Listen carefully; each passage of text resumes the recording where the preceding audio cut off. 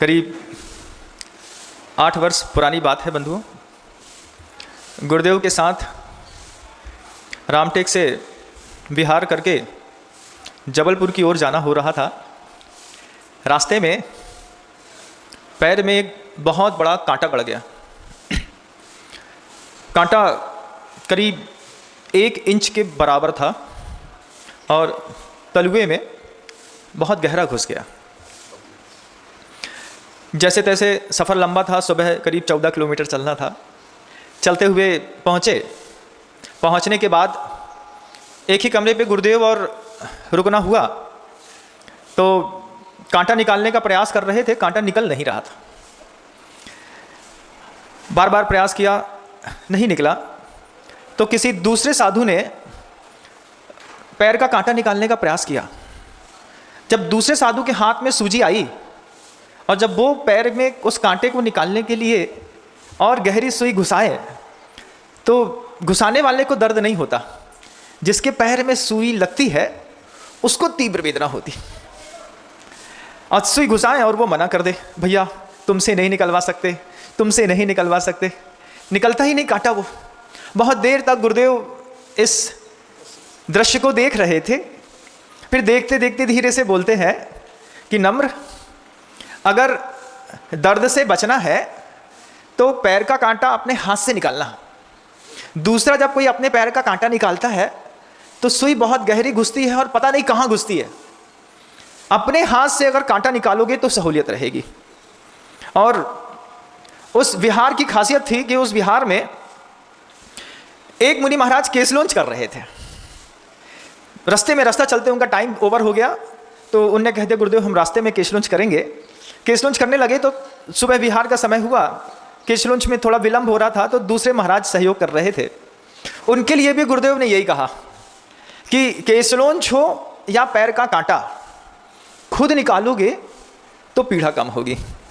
अनुभव भी है इस बात का कि जब कोई दूसरा साधु कभी किसी दूसरे साधु के केस लॉन्च करता है तो उसके दर्द का पारावार नहीं रहता। खुद करता है तो कोई दिक्कत नहीं, पता है शॉट कब मारना है, कब खींचना है, कैसा करना है। गुरुदेव ने ये दोनों उदाहरण सुबह सुबह दे करके निकल गए। ईर्या पद भक्ति में दोनों लोगों को देख करके गुरुदेव कहते हैं कि जैसे पैर का कांटा खुद निकालने पर दर्द कम होता है, जैसे केशलोंच खुद करने पर दर्द कम होता है, महाराज ऐसे ही मन के अंदर संकल्प और विकल्प के इतने कांटे घुसे रहते हैं। उन घुसे हुए कांटों को अगर कोई दूसरा निकालेगा तो दर्द बहुत होगा। इससे अच्छा है अपने जीवन को व्यवस्थित रखने के लिए संकल्प और विकल्प के कांटे जो हृदय में घुसे हैं उसको तुम खुद निकाल लो। धीरे धीरे जैसे ही गृहस्थ जीवन में किसी भी बालक या बालिका का विकास होता है, विकास के प्राथमिक चरण को पार करके जब किशोरावस्था की उम्र में वो प्रवेश करते हैं, जिसको आप टीनएजर्स लाइफ कहते हैं, 13 to 19 ईयर्स ओल्ड, जब 13 से 19 वर्ष की उम्र का सफ़र किसी बालक का या बालिका का अपने जीवन से गुजर रहा होता है, अभी भी गुजर रहा होगा बंधुओं। सुनने वाले लोग ट्रेन में चलते चलते भी इस उद्बोधन को सुन रहे होंगे, कुछ बस में सुन रहे होंगे, कुछ कार में, जिसको जहाँ जैसी अनुकूलता मिल रही होगी वो जरूर इस उद्बोधन को सुन रहा है। उम्र का पड़ाव देखना और बगल में बैठे हुए व्यक्ति से उम्र से मैच करके उन शब्दों को तौलने की कोशिश करना, जो मैं बताने का प्रयास कर रहा हूँ कि 13 वर्ष से लेकर के 19 वर्ष तक की उम्र के जो लोग होते हैं वे अपने विकास में एक्स्ट्रा ग्रोथ चाहते हैं कि हमारा विकास बहुत हो। उम्मीदें, उमंग आसमान छूती है, लेकिन उस आसमान छूती हुई उमंगों के बीच में कुछ ऐसी भावनाएं रहती हैं, कुछ ऐसे संकल्प और विकल्प के कांटे हृदय में लगने की वो उम्र रहती है बंधुओं कि वो कांटे धीरे धीरे लगते चले जाते हैं और हमारी स्पीड धीरे धीरे पूरी खराब होती चली जाती है।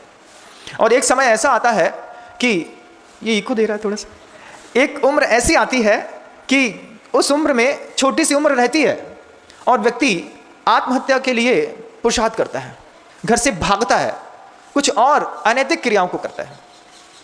13 वर्ष से लेकर के 19 वर्ष की उम्र में क्या प्रॉब्लम्स रहती हैं।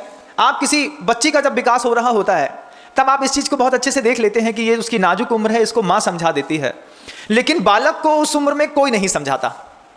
बच्चे को, एक युवा को 13 से 19 वर्ष की उम्र में कोई भी नहीं समझाता कि किस तरीके के इमोशंस इस उम्र में मस्तिष्क में क्रिएट होते हैं और उस इमोशंस के क्रिएट होने पर किस तरीके से हमारे जीवन की दिशा पूरी बदल जाती है। इस बदली हुई दिशा के लिए आचार्य कुंदकुंद भगवान ने एक गाथा लिखी है बंधु, ग्रंथराज समय सार की है। कुंदकुंद भगवान कहते हैं कि वो एक अज्ञान की उम्र रहती है जब हम कुछ सीख रहे होते हैं, हम कुछ जानते नहीं हैं, लेकिन हमें लगता है कि हम सब जानते हैं। अन्नानी पुनरत्तो सब दब्बेसु कम्म मज्ज गदो लिपदी कम्म रयण दु कदम मज्जे जहां कड़यम। ये एक गाथा है जिसमें कहते हैं कि अज्ञानी जो होता है वो कर्ममल से ऐसा लिप्त हो जाता है, पुनरत्तो सब दब्बेसु मज्ज गदो, जितने भी पदार्थ हैं उनमें वो लिप्त होता चला जाता है। कैसे? उदाहरण दिया, कदम मज्जे जहां लोहम, जैसे कीचड़ में लोहा फेंक दिया जाए तो लोहे में जंग लगते लगते कब लोहा पूरा खत्म हो जाता है पता नहीं चलता।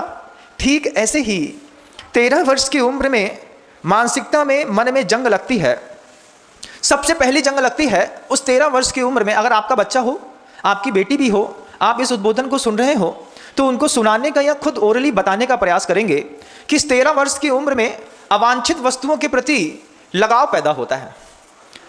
अवांछित वस्तुएं भी लगाव का कारण बनती हैं और अवांछित सूचनाएं भी लगाव का कारण बनती हैं, और उस सूचनाओं को प्रोवाइड आपका मोबाइल करा देता है।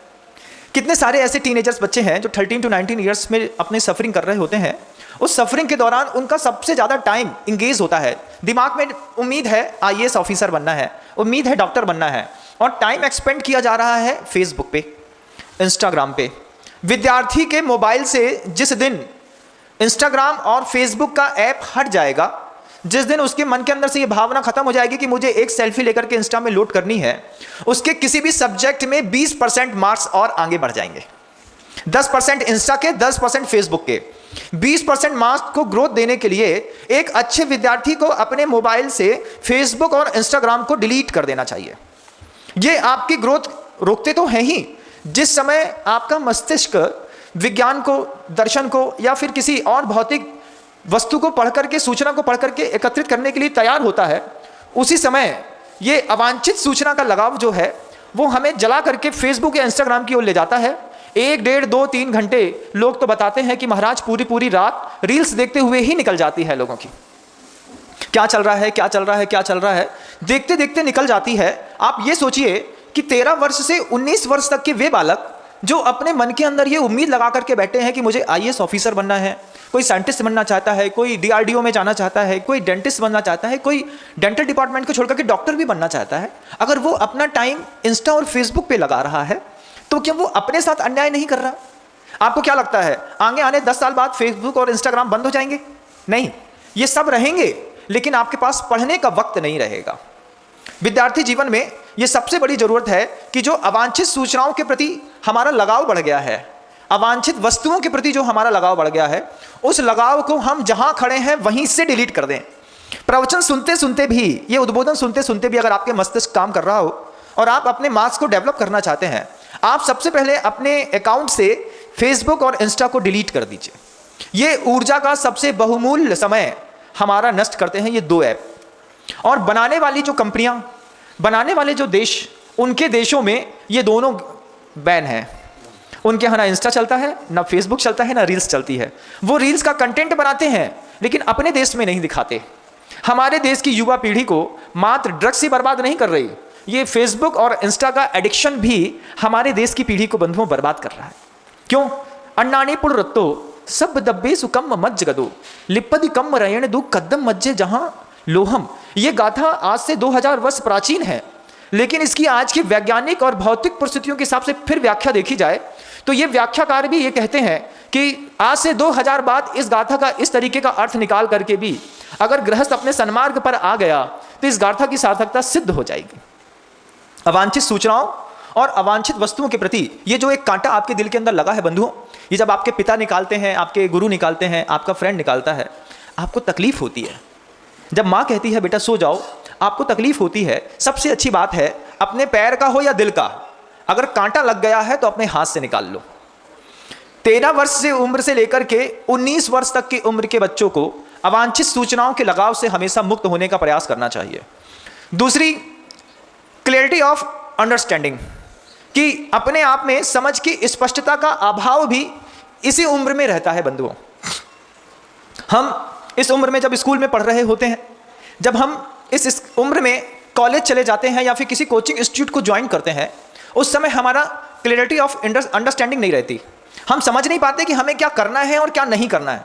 पढ़ने जाते हैं मैथ, और पीछे की रफ कॉपियों में 2 पन्ने 4 पन्ने ऐसे मिलते हैं जिसमें सिर्फ अपना नाम गोदते में, सिग्नेचर करने में, या फिर वो हार्ट का एक चिन्ह बनाने में, उसमें एक तीर बनाने में, इसी में कितना समय निकल जाता है। हर रफ कॉपी के पीछे के सवाल, पीछे का सिग्नेचर आपके व्यक्तित्व को निर्देशित करता है। क्लियरिटी ऑफ अंडरस्टैंडिंग हमारी लाइफ में उस बच्चों की उम्र में भी बहुत जरूरी है। अगर आप अपने बच्चे को नहीं समझा पाते हैं तो बच्चों को कहिए कि सिर्फ ये प्रवचन एक बार सुन लें, वो अपने आप समझने का प्रयास करेंगे। अगर उन्हें वास्तव में इस मनुष्य पर्याय में आने के बाद कुछ बनना है तो ये छोटी छोटी चीजें हैं, एक उम्र के बाद बेमानी अपने आप हो जाती हैं, कोई कीमत नहीं रहती इन लोगों की, इन चीज़ों की, लेकिन अभी वो बहुत जानदार दिखाई देती हैं। ये हमारी दृष्टि का भ्रम है। अब किसी कोचिंग इंस्टीट्यूट में गए और किसी ब्राह्मण समाज की लड़की ने, हिंदू समाज की लड़की ने, वैष्णव लड़की ने, या फिर किसी जैन लड़की ने किसी मुसलमान लड़के के साथ अपना संबंध बना लिया। क्लियरिटी ऑफ अंडरस्टैंडिंग नहीं होने के कारण हम क्या करते हैं, सब एक जैसे हैं, संबंध बना लिया। संबंध बनाने से पहले निश्चित हो, घर के अंदर सिखा दिया जाए मुसलमान है तो हिंदू फ्रेंड नहीं बनेगा। महाराज इतना स्पष्ट वहां भी सिखाया जाता है कि अगर तुम मुसलमान हो तो किसी हिंदू को अपना फ्रेंड नहीं बनाओगी। उधर तो बहुत अच्छे से सिखाया जाता है किसी बेटी को कि किसी भी हिंदू से, किसी भी जैन से, किसी भी इससे कोई संबंध नहीं बनाओगी। आप देख लीजिएगा पूरी षष्ठी पर ऐसा कोई भी केस देखने और सुनने में नहीं आता। इधर से वहां जाने के केस तो सुनने में आते हैं, वहां से यहां आने का एक भी केस सुनने में नहीं आता बंधुओं। क्यों? क्योंकि माइंड में सेट कर दिया गया है, क्लियरिटी ऑफ अंडरस्टैंडिंग है, लेकिन टीनेजर्स में ये नहीं रहता। प्रत्येक व्यक्ति अपने जाति, अपने कुल, अपने गोत्र के बीच में अपनी अनुकूलता को ढूंढे तो बहुत अच्छी बात, लेकिन जब हम अपने उस बढ़ती हुई उम्र में, चाहे हम वैष्णव हैं, हिंदू हैं, मुसलमान हैं, ब्राह्मण हैं, हम माता पिता हैं, किसी भी पंथ के अनुयायी हैं, हम अपने बच्चों को समझाएं कि इस चीज़ में बिल्कुल क्लियर रहेंगे कि स्कूल में, कॉलेज में, कोचिंग इंस्टीट्यूट में इस उम्र में सिर्फ अपने कुल और धर्म और समझ वाले लोगों के साथ संबंध बनाएंगे तो आपका विकास बहुत अच्छे से होगा। लेकिन वहाँ जाने के बाद चूंकि मिक्स कल्चर रहता है किसी भी इंस्टीट्यूट का, हम कब बहक जाते हैं, कब हमारे मन के अंदर ये दूसरा कांटा घुस जाता है, और उस कांटे का कितना दुष्प्रभाव है ये आप सब जानते हैं बंधुओं, बताने की कोई जरूरत नहीं है। बड़े बड़े IAS ऑफिसर्स भी इस तरीके के संबंधों को कर लेते हैं। फिर जब संबंध विच्छेद हो जाता है, फिर अपनी उस गलती को सुधारने के लिए तरह तरह की लीपापोती किया करते हैं बंधुओं। पूरा विश्व हमारी इस बात को सुन भी रहा होगा, और जहां तक मैं समझाना चाहता हूं आप वहां तक समझ भी रहे होंगे, ऐसा मैं मानता हूं। सभी माता पिता का कर्तव्य है उस छोटी सी अबोध उम्र में जब आपके बच्चे के अंदर अनुभव की कमी हो, हम इस तरीके के अनुभव को देख करके अपने घर में लगाए उस गुलाब के फूल को सुरक्षित रख सकें। टीनेजर्स लाइफ में ये घटता है, अंदर घटता है। टीनेजर्स लाइफ में हम हर चीज़ों में शॉर्टकट यूज़ करते हैं, ये भी एक बहुत बड़ी प्रॉब्लम है। वो शॉर्टकट हमारी लाइफ में बहुत तरह की सुविधाएं प्रदान करता है। स्टूडेंट हैं, हमने एक पर्ची चीटिंग का शॉर्टकट यूज़ कर लिया। किसी पैसा कमाने में अगर हमारा उपयोग लगा हुआ है तो हमने फंडिंग करने के लिए शेयर मार्केटिंग का, जुए का, सट्टे का शॉर्टकट यूज़ कर लिया। शॉर्ट टाइम टर्म्स में आप अगर अपने मार्क्स बढ़ाना चाहते हैं, शॉर्ट टाइम टर्म्स में अगर आप अपना धन बढ़ाना चाहते हैं, ये सब चोरी है। आजकल एक नया ऐप लगा है पढ़ाने के लिए, कौन सा ऐप चढ़ा है? बाइजो लगा है ना, बाइजो एक ऐप आ गया है। उस ऐप के माध्यम से 9th क्लास का बच्चा स्कूल जाए बिना अपने घर के अंदर बैठ करके और सारी चीज़ों को पढ़ लेता है। ये एक शॉर्टकट है बंधुओं अपने मार्क्स बढ़ाने का, जबकि एक्चुअल एजुकेशन कहती है कि आप बाइजो को यूज ना करके अपने दिमाग को बाइजो बनाने का प्रयास करें। वो तो एक ऐप है, ऐप के माध्यम से आपको तरह तरह की तकनीक का, विज्ञान का ज्ञान दे दिया। अब ज्ञान देने पर आपका जो मस्तिष्क है वो उस विज्ञान को समझ तो लेता है लेकिन खुद डेवलप नहीं होता। तो 4th 5th क्लास के स्टैंडर्ड से लेकर के मेडिकल हो, इंजीनियरिंग हो, किसी भी चीज़ हो, हर तरीके की एजुकेशन के लिए वो ऐप आजकल बच्चे यूज़ करने लगे हैं और जीवित शिक्षक का पूरा प्रभाव खत्म होता चला जा रहा है। ये लाइफ का शॉर्टकट है। इस लाइफ का शॉर्टकट को यूज़ करके अपने मास को बढ़ाने वाले, ग्रोथ करने वाले वैसे ही लोग हैं जैसे कोई एथलीट हो, दौड़ के दौरान एक इंजेक्शन माइरिजुआना का लगा ले और अपनी स्पीड बहुत हाइपर स्पीड दिखा करके कोई रेस को जीत जाए। तो किसी ड्रग्स को लेकर के जैसे कोई एथलीट किसी दौड़ को जीत करके और अपने आप को विजेता साबित करने के बाद भी हारा हुआ रहता है, बाइजो ऐप को भी यूज करके आप बंधुओं अपने दिमाग को हारा हुआ महसूस करेंगे और अपनी मार्कशीट को जीता हुआ, और ऐसी जीत से आपके किसी भी जीवन में कोई भी प्रकार की तरक्की होने वाली नहीं है। अगर आप स्टूडेंट हैं, अगर आपको लगता है कि अभी हमारे शिक्षण का काल चल रहा है, हमें कुछ अच्छा वास्तव में बन रहा है, ये बाइजो ऐप से पास होने वाले कोई आईएएस और आईईएस ऑफिसर नहीं बनते, वो बहुत निचली कैटेगरी में जाकर के छूट जाते हैं। ऐप वालों का तो काम है पैसा कमाने का, लेकिन आप अपनी जिंदगी बनाने के लिए किसी चीज को पढ़ रहे हैं, आप अपने दिल का कांटा खुद निकालिए, शॉर्टकट खत्म करिए। शॉर्टकट खत्म करने के लिए एक बहुत अच्छी बात प्राचीनों में आती है कि रास्ता चलना लंबा चाहे फेर हो। रास्ता चलना लंबा चाहे फेर हो। शिखर जी से उतरते हैं ना, शॉर्टकट बहुत अच्छा लगता है, दूर से ऐसा जा रहे होते हैं और ऐसा शॉर्टकट रहता है। जब उसी शॉर्टकट के चक्कर में पैर में पत्थर लग जाता है, कांटा लग जाता है, या फिर हम भटक जाते हैं, तब वो शॉर्टकट बहुत बुरा लगता है। तो रास्ता चलना लंबा चाहे फेर हो, भोजन करना अपनी माँ के हाथ से चाहे जहर हो, सलाह लेना भाई की चाहे बैर हो। ये पूर्वज ऐसी कुछ शिक्षा दे करके जाते थे। आज हमने इन सारी चीज़ों को इग्नोर करके और हमने हर चीज़ का एक शॉर्टकट निकाल लिया। अब हम शॉर्टकट से डेवलप होना चाहते हैं, हर चीज़ में शॉर्टकट चाहिए, और वो शॉर्टकट आपकी लाइफ में भी एक शॉर्टकट बनाता है बंधुओं, जिसके माध्यम से आपका उन्नत विकास जो उच्चतम अवस्था तक होना था, उससे आप वंचित रह जाते हैं। और ये शॉर्टकट का परिणाम है, जब आपको किसी मल्टीनेशनल कंपनी में 2-5-10 लाख रुपए का पैकेज मिलता है, आपके मन के अंदर एक बहुत बड़ी असंतुष्टि पैदा होती है। मैं इससे भी ज़्यादा योग्य था, लेकिन मुझे इसमें संतुष्ट होना पड़ रहा है। विद्यार्थी जीवन जीने वाले वे सारे बच्चे अगर आपके हैं, अगर बच्चे इस उद्बोधन को सुन रहे हैं, तो वे अपनी लाइफ से शॉर्टकट खत्म कर दें। चीटिंग मार्क्स लाने के लिए बहुत अच्छी चीज़ है, लेकिन वो ऐसा शॉर्टकट है जो आपके दिमाग को कभी भी डेवलप होने नहीं देता। कभी भी किसी भी प्रकार के छल से किसी का भला नहीं हुआ, अपने साथ किए गए छल से तो और भला नहीं हुआ। और मन में दिमाग में लगे ये कांटे ऐसे हैं कि ये कांटों को अगर कुछ देर के लिए छोड़ दिया जाए तो वो देह में समा जाते हैं, ऊपर से स्किन पैक हो जाती है, पता भी नहीं चलता कि अंदर कोई कांटा है, और दर्द निरंतर बना रहता है। आदमी बोलता है महाराज पैर रखते हैं तो वहाँ पर लौकता है, चाहे यहाँ हो चाहे पैर में हो, अगर कोई कांटा गड़ा है तो वो लौकता है। उस लौकते हुए कांटे से अपने आप को आप स्वयं बचाने का प्रयास करें। चौथा, एक और बहुत बड़ी प्रॉब्लम होती है इसी लाइफ में जीवन जीते वक्त, जब हम 13 साल से 19 साल तक या 25-28 साल तक जीवन जी रहे होते हैं, हमारे जीवन में इमोशनल क्राइसिस भी बहुत ज़्यादा हो जाती हैं।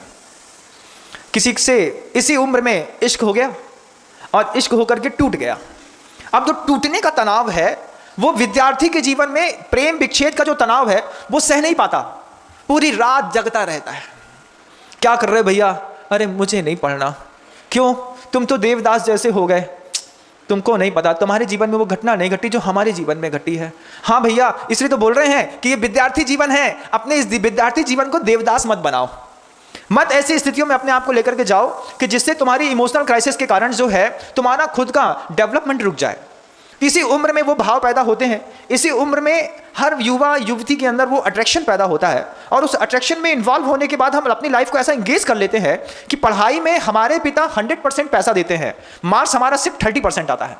70% जो आपकी लाइफ से परसेंटेज गायब हुए हैं एजुकेशन के, उस एजुकेशन को गायब करने का सबसे बड़ा काम इमोशनल क्राइसिस का है।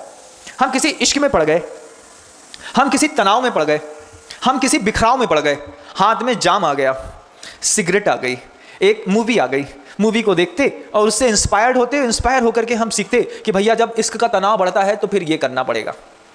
और जब वो तनाव कोई रिलीज करने वाला, समझाने वाला गुरु नहीं होता, माता पिता नहीं होते, तो फिर आदमी आत्महत्या की ओर उतारू हो जाता है। आप उन्हीं मोबाइल ऐप्स में कितनी घटनाएं सुनते होंगे, प्रेमी प्रेमिका ने प्रेम में असफल होकर के जान दे दी। जान देने का समय नहीं था, अभी तो समय ही नहीं था जान देने का जब आपने जान दे दी। अभी तो पढ़ने के लिए जान देने का समय था, लेकिन लाइफ में इमोशनल क्राइसिस आ गए, और इन इमोशनल क्राइसिस के बीच में हम डेवलप भी हो गए। एक अच्छा सद्गुणी संत बनने के लिए एक साधु को जितनी मेहनत करनी पड़ती है, उतनी मेहनत एक गृहस्थ को भी सदगृहस्थ बनने के लिए करनी पड़ती है बंधुओं। साधु जिन चीजों से प्रतिदिन बचता है और अपने आप को अपना लोटा मांझ करके चमकाता रहता है, उतने विचारों से, उन भावनाओं से जब तक एक गृहस्थ नहीं बचेगा तब तक उसकी गृहस्थी भी सही ढंग से नहीं चलती। पिता कुछ नहीं करते, कोई व्यसन नहीं है, खूब पैसा कमाते हैं, उसके बाद भी घर के अंदर पैसा सिर्फ इसलिए नहीं रुकता कि पिता शरीफ हैं, लेकिन उनकी शराफत का एक भी परमाणु पुत्र के जीवन में प्रवेश नहीं किया। पुत्र बिल्कुल बिगड़ा हुआ दिखाई देता है। ये वो उम्र होती है जब हम धीरे से 13 to 19 की ओर को क्रॉस कर लेते हैं। 19 साल की उम्र को हमने पार कर लिया और पार करने के बाद हमारे जीवन में एक नया पड़ाव शुरू हो रहा होता है, जब हम 12वीं क्लास को क्रॉस करके फर्स्ट ईयर कॉलेज या कॉलेज को क्रॉस करके हम अपने लाइफ को सेटल करने के लिए इंजीनियर या MBA कर चुके होते हैं। ये उम्र वही है, इसी उम्र में वो सब चल रहा होता है। और जैसे ही आपकी 5-7 लाख रुपए की भी एक नौकरी लग गई, उस लगी हुई नौकरी के कारण आपको लगता है कि अब हमें अपनी लाइफ सेटल कर लेनी चाहिए। क्यों? शुरुआत के माहौल में ही आपके पास स्पष्टता का अभाव था, आपके पास सूचनाओं का अभाव था, आपके पास और भी समझ का अभाव था। आपने शॉर्टकट यूज़ किया, आपने अपनी लाइफ में इमोशनल क्राइसिस को मेंटेन किया, आपने पढ़ भी लिया, मान लीजिए पढ़ करके पास हो गए। इन सब चीज़ों के बीच में आध्यात्मिकता का कोई रोल नहीं है, इन सब चीज़ों के बीच में निस्वार्थ बने का कोई रोल नहीं है, इन सब चीज़ों के बीच में अपने आप को संभालने के लिए मोह त्याग का कोई रोल नहीं है, जो एक सद्गुणी जीवन शैली में होना चाहिए। इनके अभाव में आपने अपने आप को डेवलप किया है। आपने किसी मैथमेटिक्स के रूल्स का हल अच्छा निकाल दिया, इसका मतलब ये नहीं कि आप पास हो गए। ये भी देखा जाएगा जीवन में कि किस विधि से इसको सॉल्व किया है। क्वेश्चन था, लाइफ आपकी भी एक क्वेश्चन में है, उस क्वेश्चन को आप किस रूल से सॉल्व कर रहे हैं। तो जब आपने अपनी लाइफ के इस क्वेश्चन को सॉल्व करने के लिए इन तरीके के इमोशनल क्राइसिस के रूल्स को लगा करके लाइफ सॉल्व की है, मान लीजिए हल सही निकल भी आया, आप MBA कर लिए, CA कर लिए, CFA कर लिए, लेकिन आपके अंदर से आदर्शवादिता नाम की चिड़िया उड़ गई, ईमानदारी गायब हो गई शॉर्टकट अपनाने के चक्कर में, माता पिता का बहुमान भी गायब हो गया। और फिर 22 साल की, 23-24 साल की उम्र में आपने जिंदगी का एक और बड़ा फैसला ले लिया, अपने विवाह करने का। हमको महाराज, हमारा जो संबंध है वो पिछले 8 साल से चल रहा है, जब हम इसके साथ 8th क्लास से पढ़ते थे। कितने अच्छे से बोलते हैं आप, ऐसा बोलते हैं जैसे हमने बहुत बड़ा तीर मार लिया है। हाँ, हम 8 साल पुराना हमारा बहुत गहरा संबंध है, शादी करना चाहते हैं, इसी से करेंगे चाहे कुछ हो जाए। 22-24 साल की उम्र में लव मैरिज करके, आप कोर्ट मैरिज करके कहीं भी घूम करके आ जाइए, उस प्रेम की उम्र बहुत ज़्यादा नहीं होती बंधु। आप कभी अपने जीवन में देखिएगा, आप इसको तो दिखाई देता है कि ये प्रेम में सफल हो गए हैं, असफल लोगों की लिस्ट देखनी है तो कभी आप अपने लोकल, जिस गांव में, नगर में आप रहते हैं, उस कोर्ट में जाकर के संबंध विच्छेद के सिर्फ केस कितने दर्ज हैं ये देखिएगा। फिर पता चलेगा कि लव अफेयर्स करने वाले लोग किस तरीके से परेशान होते हैं। महाराज, आप ये बात प्रवचन में क्यों कह रहे हैं? क्योंकि मैं आप इस बात को प्रवचन में कहने का उद्देश्य है, प्रवचन के कहने के उद्देश्य के पीछे आचार्य कुंदकुंद भगवान की वे 2 गाथाएं हैं, जिन पहली गाथा में कुंदकुंद भगवान स्वयं कहते हैं, नानी रागप पजहो सब दब्बे सुकम मज्ज गदो नो लिपदी कम रेण दू कदम मज्जे जहां कड़यम। ये पहली गाथा। दूसरी गाथा अज्ञानी के लिए, अन्नानी पुर रत्तो सब दब्बे सुकम मज्ज गदो लिपदी कम रेण दू कदम मज्जे जहां लोहम। ज्ञानी के लिए भी कहा कि ज्ञानी को भी संसार में, एक समझदार व्यक्ति को भी संसार में इन सारे इमोशंस और भावनाओं और संसार की इन व्यवस्थाओं के बीच से वो गुजरता है, लेकिन किसी में फंसता नहीं। एक अच्छा विद्यार्थी पढ़ने वाला, उसके बगल में कोई जोड़ा बैठा भी हो, उसका ध्यान वहां पे जाता ही नहीं है। क्यों? अभी तो मेरा अफेयर्स मेरी बुक से है, जब मेरा अफेयर मेरी बुक से हट जाएगा फिर मैं सोचूंगा कि मुझे किससे क्या करना है। लाइफ में कोई चीज पैशन भी होनी चाहिए। लाइफ का पैशन फिनिश कर दिया है हमने। किसी के लिए IAS पैशन हो सकता है, किसी के लिए अच्छा एजुकेशन पैशन हो सकता है। वो पैशन फिनिश करके हम ये छोटे छोटे कांटों को अपने दिल में गड़ा करके बैठे हैं और निकालने का नाम नहीं ले रहे। इसी का ये फल है कि आज इंजीनियर की वैल्यू खत्म हो गई। 90 के दशक में, आप तो कभी बच्चे हैं, आप सन 2000 के बाद पैदा हुए होंगे, 2005 के बाद पैदा हुए हो लोग, आज इंजीनियरिंग कर रहे हैं। मैं आपको आज से 20 साल पुरानी बात बताऊं, 90 के दशक में अगर किसी लड़के के नाम के बगल से इंजीनियर शब्द लिखा हो, उसकी वैल्यू देखने लायक रहती थी। कोई कहे कि हमारा गवर्नमेंट कॉलेज में इंजीनियरिंग में एडमिशन हो गया है, तो बिना इंजीनियरिंग पास किए आदमी अपनी लड़की का संबंध उस लड़के के साथ करने के लिए तैयार होते थे। महाराज, आपको कैसे पता? हमको पता है ना। कैसे पता महाराज? हमारे संघ में एक महाराज हैं इंजीनियर, 90 के दशक के पहले वाली इंजीनियरिंग पास आउट हैं, और उसमें भी गोल्ड मेडलिस्ट, जिनका नाम है मुनीश्री प्रसाद सागर जी महाराज। प्रसाद सागर जी महाराज इंजीनियरिंग में गोल्ड मेडल लेकर के अपने जमाने के पास आउट इंजीनियर हैं। वो बताते हैं कि जब मैं अपने गांव सिहोरा जाता था तो रात को जैसे मैं पहुंचा तो मैं सोता रहता था, मुझे सोते हुए देखने के लिए लोग आते थे कि भैया इनके लड़के ने गवर्नमेंट कॉलेज से इंजीनियरिंग कर ली है। उस समय इंजीनियर की इतनी बड़ी वैल्यू थी। आज इंजीनियर की वैल्यू कुछ नहीं है। आज PhD पास आउट लोग जो रहते हैं वो झाड़ू लगाने के लिए निवेदन देते हैं कि भैया ये नगर पालिका में अगर मुझे झाड़ू लगाने भी मिल गई तो बहुत बड़ी बात है। लेकिन मुनीश्री प्रसाद सागर जी महाराज बताते कि जिस समय का मैं इंजीनियर था, मेरे पास सब कुछ था। लोग तरह तरह के संबंध आते थे, तरह तरह के लोग आते थे, बात करते थे, लोग हाथ मिलाना करते थे, फोटो खिंचाना पसंद करते थे। उस समय मेरा लगाव शुरुआत में उनके पिता के दिए गए आदर्शों के कारण ऐसा गरिष्ठ हुआ कि वो सीधे हर चीज से बचते हुए ना लाइफ में कोई इमोशंस क्रिएट किया, ना लाइफ में अपना कोई शॉर्टकट अपनाया, ना लाइफ में किसी भी अंडरस्टैंडिंग क्लियरिटी में बारे में कोई डाउट स्टैंड किया। बोले मेरे सब कुछ क्लियर था, एक अच्छा इंजीनियर कहाँ जाएगा? तो उन्होंने कहा ये इंजीनियर जो पैदा हुआ है ये सीधे गुरुवर श्री विद्यासागर जी महाराज के पास जाएगा। और वो गए, और आज वो निर्यापक श्रमण मुनि श्री प्रसाद सागर जी महाराज के नाम से पूरी दुनिया में जगत विख्यात हैं। उनका प्रेम, उनका वात्सल्य, उनकी करुणा, उनकी वैयवृत्ति का पूरी दुनिया में कोई शान ही नहीं है बंधु। आप उनकी वैयवृत्ति का अंदाजा नहीं लगा सकते कि जो साधु, मान लीजिए कभी किसी मुनि महाराज के शरीर से कोई अपशिष्ट पदार्थ निकल भी गया हो, कब साफ हो गया, कब फ्रेश हो गया, वो अंदाजा तक लगने नहीं देते। मैं उनको बार बार, जब भी मैं संघ में था, मैं उनसे कहा था, संघ में हमारे एक विष्णु कुमार मुनि महाराज ऐसे हैं जो हाइट में कम है और फाइट में ज्यादा हैं, वो कभी भी कुछ भी कर सकते हैं। और जैसे ही पुनः गुरुवर के चरणों में उनको रहने का कुंडलपुर में मौका मिला, मैंने भगवान चिंतामणि पार्श्वनाथ भगवान को बार बार उपकार माना कि भगवान 200 साधु मिलकर के जो वैयावृत्ति नहीं कर सकते, वो एक अकेला साधु मुनि श्री प्रसाद सागर जी महाराज आचार्य जी की वैयावृत्ति कर सकते हैं। 40 का संग यहाँ से वहाँ हो गया, इस बात का कोई गम नहीं था। बस गुरुवर के सानिध्य में मुनि श्री प्रसाद सागर जी महाराज जी आ गए और उन्होंने वैयावृत्ति का अपना जिम्मा संभाल लिया। अब वो जब वैयावृत्ति करते हैं तो कभी ये नहीं कहते कि प्रसाद सागर वैयावृत्ति कर रहा है, वो हमेशा कहते हैं संघ के 300 साधु की तरफ से ये घी आपके सिर में लगाया जा रहा है, संघ के 300 साधु की तरफ से आपके पैर दबाए जा रहे हैं, संघ के 300 साधु की तरफ से। कभी उन्होंने ये नहीं कहा कि ये वैयावृत्ति मेरी अकेली है, हमेशा कहा महाराज जी, आचार्य जी, संघ में जितने साधु हैं सबकी भावना है, आप ये लगा लें, ये उपयोग कर लें, ऐसा कर लें। और इतने मधुर शब्दों के साथ वैयावृत्ति करते हैं। उस इंजीनियर की जो वैल्यू है उस समय भी और इस समय भी, आज के इंजीनियरों की कोई वैल्यू नहीं है। आज उस समय के इमोशंस का भी वैल्यू था, आज हर चीज का वैल्यू फिनिश हो गया। वैल्यू फिनिश होने का सबसे बड़ा कारण है बंधुओं कि हमने कभी भी किसी भी बड़े आचार्य की सन्निधि में रहकर के अपने विकास करने के बारे में नहीं सोचा।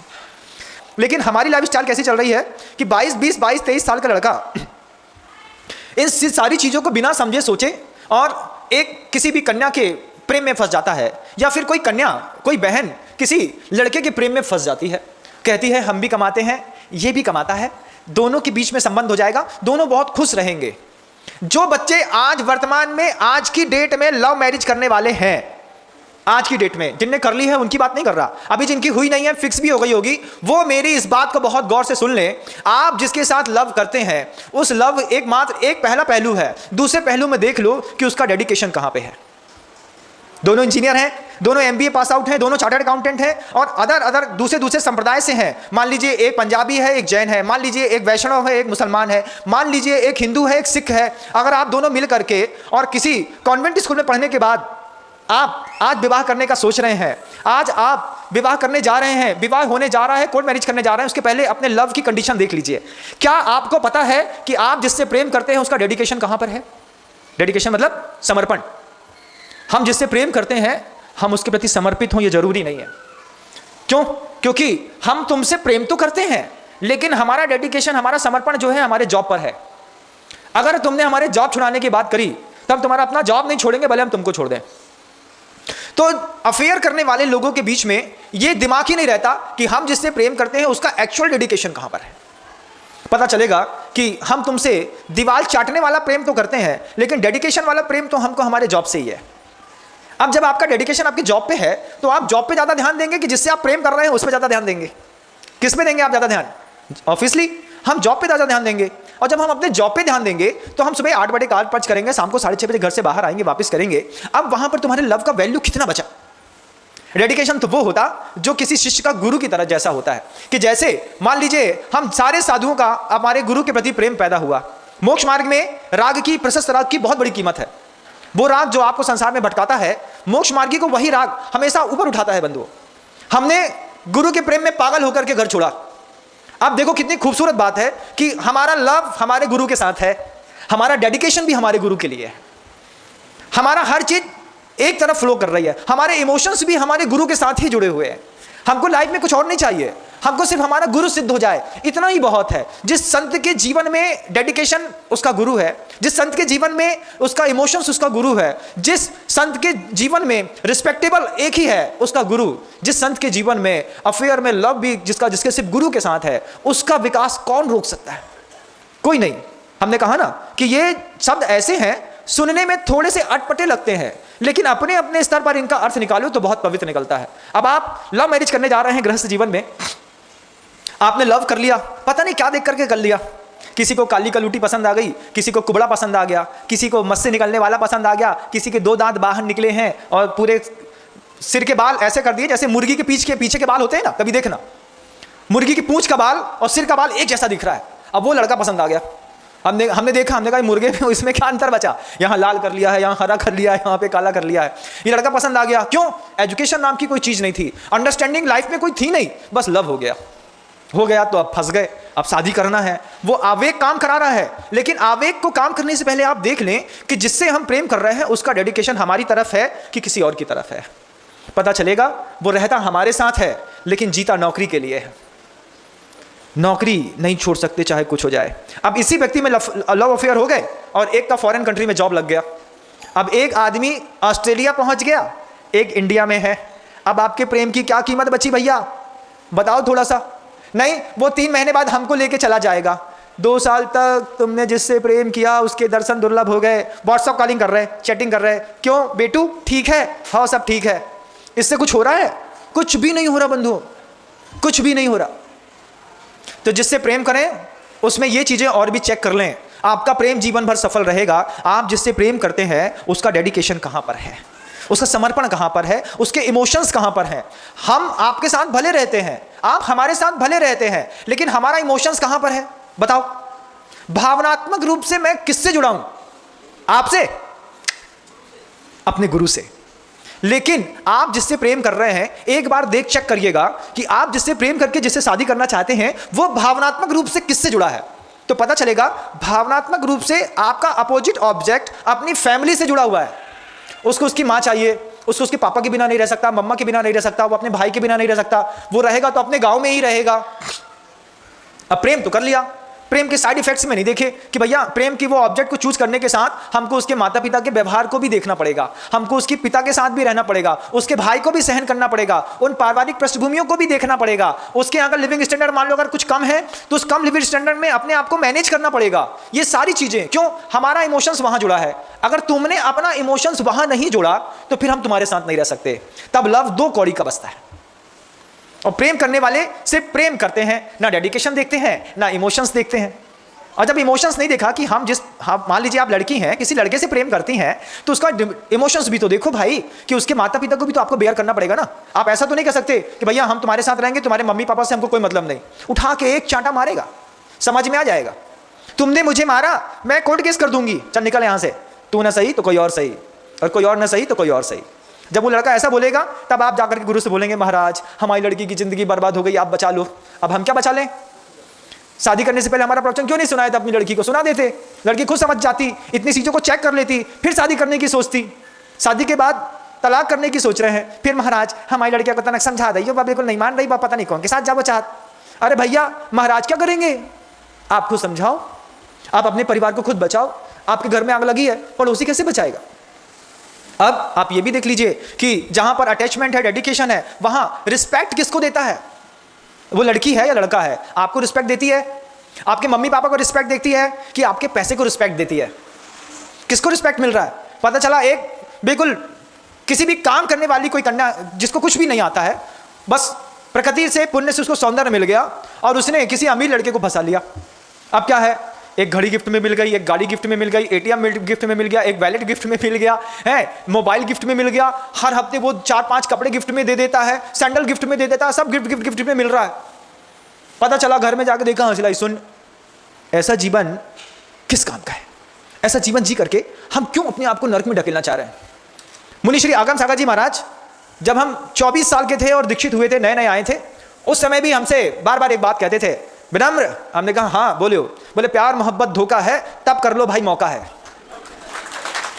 आज भी उनके मुख से ये शब्द निकलते हैं, प्यार मोहब्बत धोखा है, तब कर लो भाई मौका है। हम आपसे इस उम्र के पड़ाव में कहना चाहते हैं कि अगर आप 25 साल के, 26 साल के, 27 साल के हैं, जब तक आपकी उम्र 27 साल की ना हो जाए तब तक प्रेम के चक्कर में बिल्कुल मत फंसियो, क्योंकि अकल की दाढ़ नहीं निकलती, विजिबिलिटी क्लियर नहीं होती, समझ में नहीं आता क्या सही है क्या गलत है। हम निर्णय ले लेते हैं और हमारा एक बार मुंह में कीचड़ में मुंह चला गया, उसके बाद अपने आप को साफ करना बहुत मुश्किल होता है। हर चीज की रिपेयरिंग नहीं होती बंधुओं, लाइफ में भारतीय संस्कृति में विवाह भी एक ऐसा संबंध है जिसकी रिपेयरिंग इम्पॉसिबल नहीं होती, और रिपेयर हो भी जाए तो भी फ्रेश गाड़ी के जैसे, एक बार गाड़ी का इंजन खुलने के बाद गाड़ी घुर्र घुर्र थोड़ा करती है, दोबारा रिपेयरिंग होने के बाद भी वे संबंध हमेशा जीवन भर घुर्र घुर्र करते हैं। 27 साल से कम उम्र के बच्चे अगर लव अफेयर से बच जाएंगे तो उनका एजुकेशन सिस्टम भी बहुत अच्छा हो जाएगा, वे पढ़ लिख भी बहुत अच्छे से जाएंगे, IAS ऑफिसर भी बन जाएंगे, और फिर जो ऑब्जेक्ट, जो इमोशंस उसको लाइफ में परेशान कर रहे हैं वो भी उसको 27 के बाद 25 के बाद अपने आप मिल ही जाएंगे।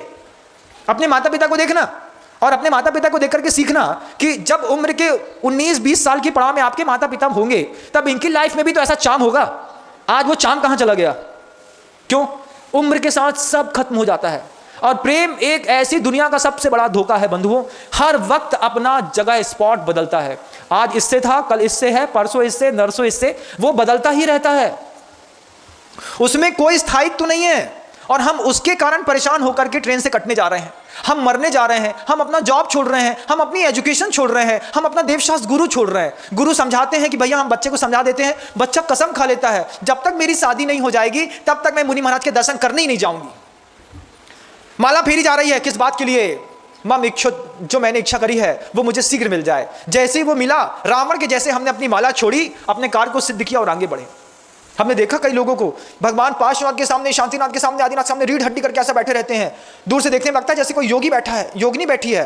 पता चला एक दिन भग गई। हमने कहा क्यों? वो जो समाई करती थी वो भग गई। हाँ, क्यों? बोले समाई किस लिए करती थी? जैसे उससे शादी हुई अब समाई की कोई जरूरत नहीं है। कई लोगों का धर्म ध्यान ऐसा भी हो रहा है। कई लोग अपने आप को इन तरीकों में भी फंसा करके बैठ गए हैं बंधुओं। ये मन के वो कांटे हैं, कांटा पैर का हो या मन का बंधुओं, बहुत सलाता है। और जब इस कांटे को कोई दूसरा निकालता है ना, तब और तकलीफ होती है।